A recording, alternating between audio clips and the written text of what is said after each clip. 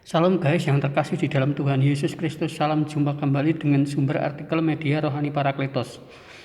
Untuk pembacaan artikel rohani pada saat ini dengan judul Khotbah di atas Bukit Part 6. Puasa sebagai suplemen iman bagian 2. Apabila engkau berpuasa, minyakilah kepalamu dan cucilah mukamu. Di dalam tradisi perjanjian lama dan perjanjian baru, bahwa minyak itu tidak bisa dipisahkan dari proses ritual dan peribadahan kepada Allah. Minyak adalah gambaran berkat yang mengalir dalam pribadi dan persekutuan orang kudus. Mengapa Tuhan berkata, apabila engkau berpuasa, minyakilah kepalamu? Kita diharapkan oleh Dia selalu hidup dalam kekudusan sehingga hadiratnya selalu nyata dan selalu baru setiap hari. Untuk itu, dalam berpuasa harus selalu kudus dan on di dalam iman kita. Artinya, siap menerima hadirat Dia. Cucilah mukamu. Apa tujuan dari mencuci muka? Supaya tetap kelihatan segar dan berseri dalam pandangan orang lain. Untuk menghilangkan rasa kantuk. Untuk memulai segala aktivitas walaupun kita di dalam keadaan berpuasa. Meminyaki kepala dan membasuh muka menjadi bagian kita di dalam persiapan menjalankan ibadah puasa. Mempersiapkan diri dalam berpuasa wajib untuk dilakukan, karena berpuasa tanpa melakukan persiapan baik tubuh, jiwa, dan roh kita tidak akan sanggup menghadapi tantangan yang menghadang, baik yang datang dari dalam diri sendiri maupun yang datang dari lingkungan sekitar kita. Mengapa Yesus memerintahkan untuk mencuci muka? Karena bagian tubuh itulah yang akan dilihat orang pertama kali.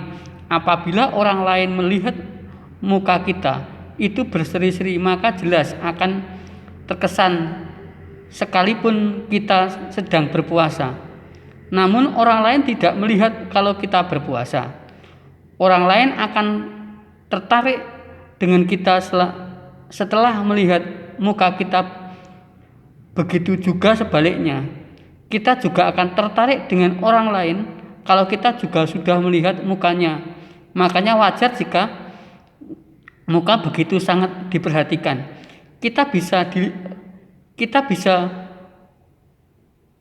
dilihat munafik atau tidak oleh orang lain melalui muka kita masing-masing. Begitu juga sebaliknya, kita juga dapat melihat orang lain munafik atau sungguh-sungguh benar, itu juga dengan melalui mukanya. Yang jelas Tuhan sangat berkenan dengan puasa yang benar-benar berpuasa. Kita berpuasa karena panggilan, bukan supaya dilihat orang rohani. Kita berpuasa karena ada pergumulan dalam diri kita yang mengharuskan kita untuk berpuasa.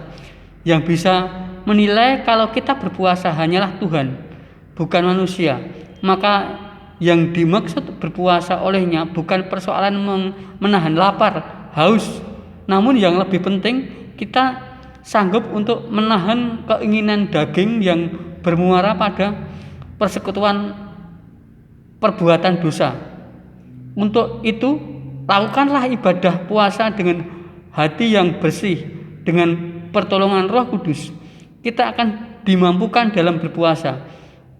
Berpuasa itu adalah beribadah kepada Tuhan dan salah satu alat untuk mencapai tujuan, khususnya untuk melakukan amanat agung Kristus. Pergilah kamu ke seluruh dunia, jadikanlah semua bangsa muridku, baptiskanlah semua orang atas nama Bapa, Anak, dan Roh Kudus. Ibadah puasa itu untuk memperkuat iman kita kepada Tuhan dan alat untuk melawan kekuatan jahat yang akan menyerang dari diri kita dan amanat agung Kristus di dunia ini. Amin.